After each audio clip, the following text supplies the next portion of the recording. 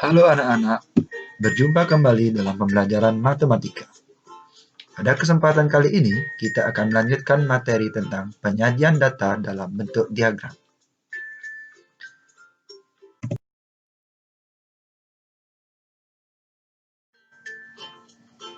Pertama, marilah kita bahas apakah yang dimaksud dengan diagram. Diagram merupakan suatu gambar untuk memperlihatkan atau menerangkan suatu data yang akan disajikan. Diagram juga dikenal dengan istilah grafik. Pada pembelajaran sebelumnya, sudah disampaikan beberapa jenis diagram, seperti diagram gambar atau piktogram, diagram garis, dan diagram batang. Nah, pada pembelajaran kali ini, kita akan mempelajari penyajian data dalam bentuk diagram gambar atau piktogram. Penyajian data dengan menggunakan diagram gambar merupakan salah satu cara penyajian data dengan menggunakan gambar sesuai dengan karakteristik data. Nah, perhatikan contoh diagram gambar atau piktogram berikut yang menyajikan diagram gambar tentang jenis buku yang terdapat di suatu perpustakaan.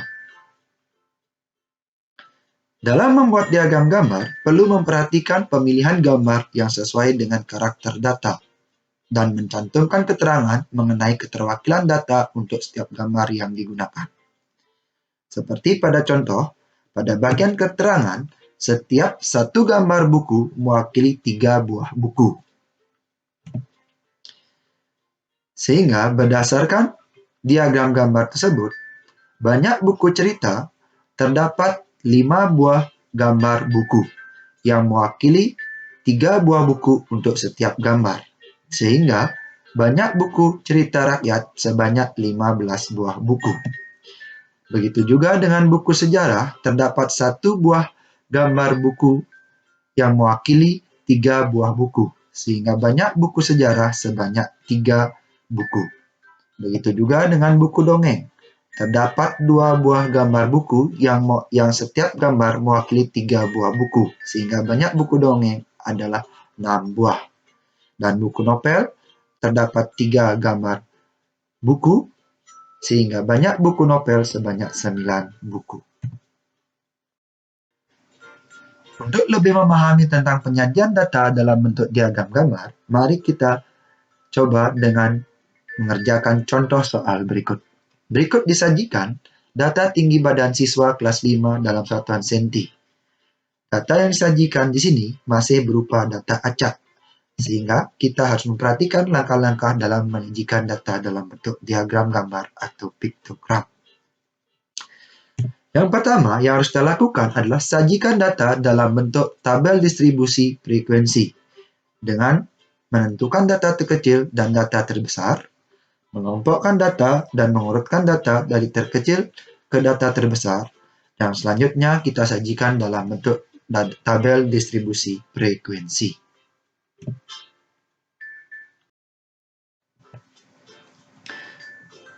Setelah data tersebut kita sajikan dalam bentuk tabel distribusi frekuensi, maka langkah selanjutnya yaitu menyajikan data dalam bentuk diagram gambar.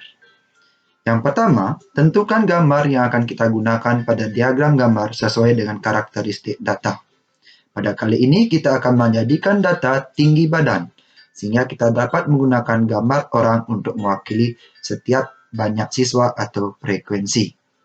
Gambar tersebut mewakili banyak frekuensi atau banyak data dari jenis data tersebut.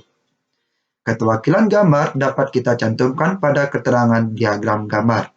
Seperti pada diagram gambar kali ini, setiap satu gambar orang mewakili 2 orang. Sehingga pada tinggi badan 141 cm yang banyak siswanya ada 4 orang, pada diagram gambar akan digambarkan sebanyak 2 orang, karena setiap gambar mewakili 2 orang. Begitu juga pada tinggi badan 142 cm dengan frekuensi 8, maka banyak gambar orang yang akan disajikan pada diagram gambar yaitu sebanyak 4 gambar, yang masing-masing gambar mewakili 2 orang. Begitu juga untuk tinggi badan 143 dengan frekuensi 4, maka gambar yang mewakili di sana dicantumkan 2 gambar, yang masing-masing gambar mewakili 2 orang.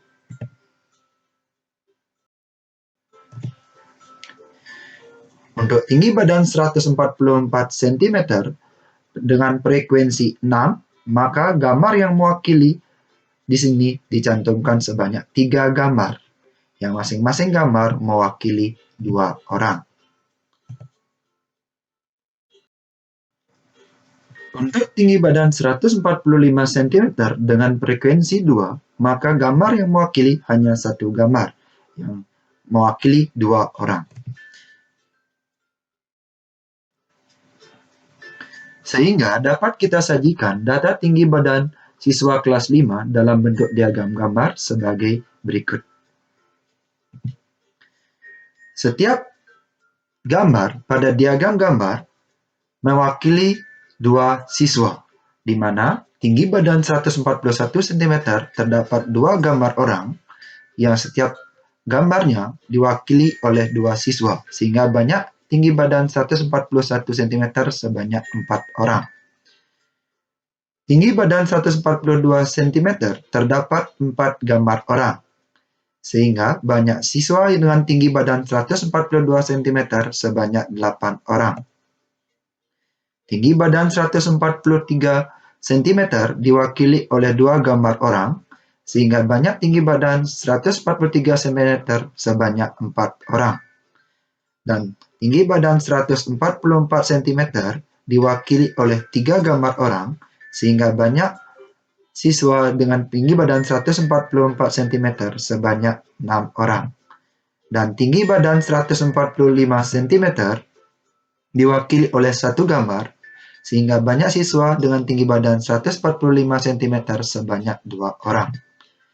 Dari diagram gambar tersebut dapat kita ketahui banyak siswa kelas 5 semuanya, yaitu sebanyak 24 orang.